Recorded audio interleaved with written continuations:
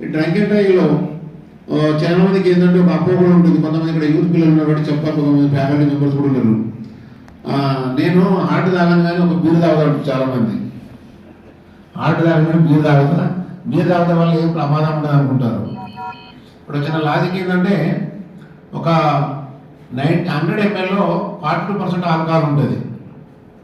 అంటే మీరు ఎప్పుడైనా లిక్కర్ బాటిల్ చూడండి, మాకు బ్రీత్ అనలైజర్ ఉంటుంది. మనకి 35% కనుక రీడింగ్ వస్తే మనం కేసు బుక్ చేయొచ్చు.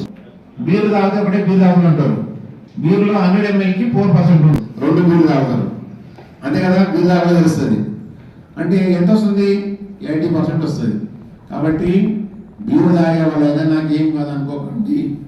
మనం తాగిన తర్వాత లిక్కర్ తీసుకున్న తర్వాత 30 నుంచి 40 మినిట్స్లో మన బాడీలో ఎఫెక్ట్ చూస్తూ ఉంటుంది.